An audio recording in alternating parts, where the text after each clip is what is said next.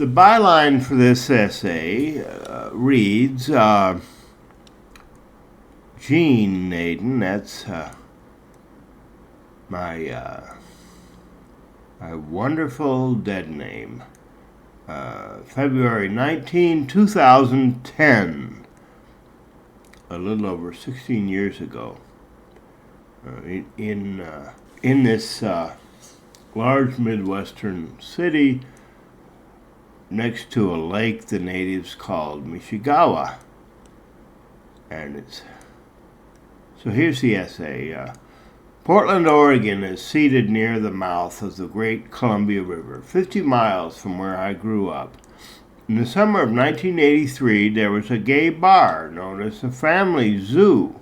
One night, Bobby Griffith left the zoo alone, but he didn't make it home. This pretty white boy had no trouble finding a trick would have had probably no trouble finding a trick that night, that is, someone to go home with, but he may have felt guilty afterwards.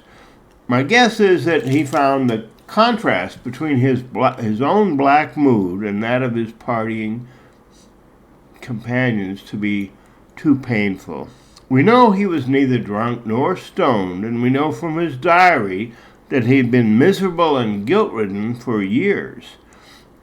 That night, Bobby opted for an immediate, permanent solution to his chronic problem. He leapt to his death from a freeway overpass. Part of me envies him for the anesthesia he seems to have bought himself. Admittedly, nobody knows if that kind of an action really does end the suffering. Nobody knows. Even now, I imagine that we, that is me and Bobby, are lovers, adrift somewhere beyond the moons of Jupiter. The thing about outer space is that shadows are colder than Antarctica, and shadows are everywhere because the sun is lost. It is nothing but a bright star. Earth itself is just a speck. I'm in a vacuum. There is utter and total silence. If I screamed at the top of my lungs and I had a buddy nearby, he would not be able to hear me. And actually, I couldn't scream because the air in the vacuum in outer space would have been sucked out of my lungs instantly. So if when someone dies out there in space, they are really, really dead. There's no Code Blue team to resuscitate me, no CPR, no cardiopulmonary resuscitation, no shock to restart my heart, and no chaplain to pray over me, no family to grieve, no burial plot, no headstone. My own earliest clear memories of childhood are the comic book ritual. Every Saturday morning, my parents would give me a quarter, and I'd walk from drugstore to drugstore, buying up Superman comics and reading them as I walked.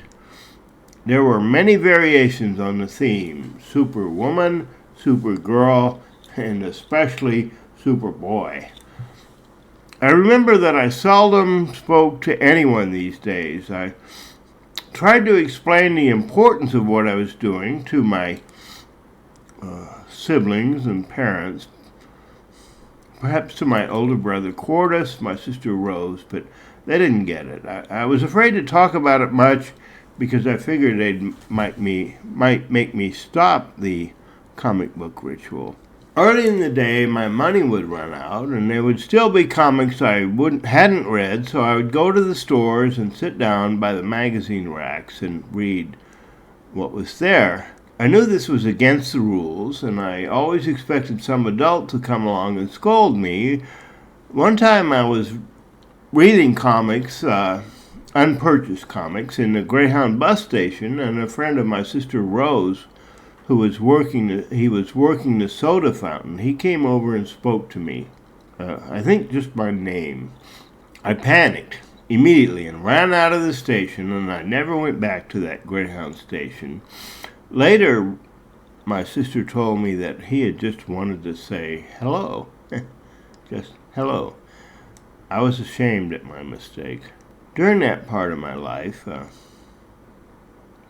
somebody gave me a diode radio. That's what it's called. It little tiny thing. It had no battery, no power source. It didn't need one. Nevertheless, it could get enough power out of the stray electromagnetic fields from the radio stations that it would power a small earphone, what they'd call an earbud nowadays. And at night I would lie in bed for hours listening, because this was a time I could enjoy myself with nobody looking at me. I didn't even try to explain to my family what the radio meant to me. Friendship, comfort, love. I heard from the other first and second graders that the older kids who acted as crossing guards on the street could get you in trouble and take you to the school principal's office. Now, getting in trouble was supposed to be an extremely serious and negative experience, although no one explained why.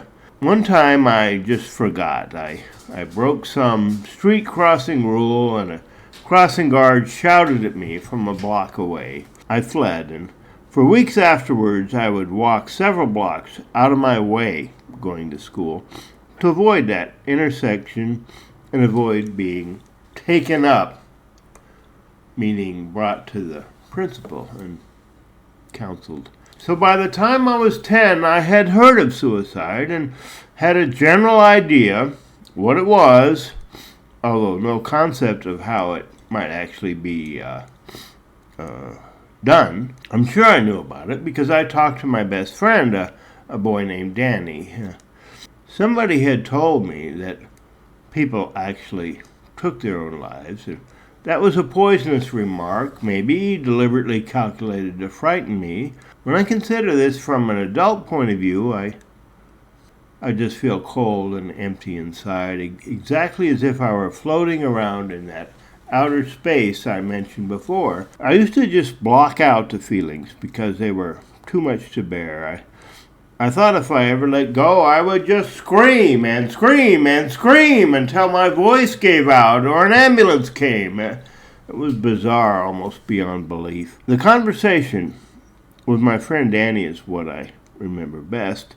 We're in the front yard of the little house my folks rented on 4th Street. I told him that I would like to kill myself so that I could go to heaven and be happy. I didn't know what was involved. I wasn't sure I wanted to do it, but I had to say something, and that's how it came out. I was looking for some kind of an emotional response from Danny, but he didn't say anything. He did tell his mother, who told my mother, and she took me aside. My father wasn't there, and she didn't say much. She said, "We don't want you to do that." That's about it, as I recall.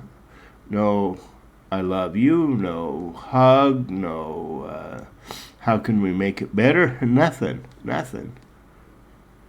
So I was extremely embarrassed when she brought the matter to my attention. I was afraid I'd be scolded, and that was the end of the conversation. Now, final note, Bobby Griffith, the person whose story inspired me to tell you mine, and that of his mother, it's told in a book, Prayers for Bobby by Leroy Aarons.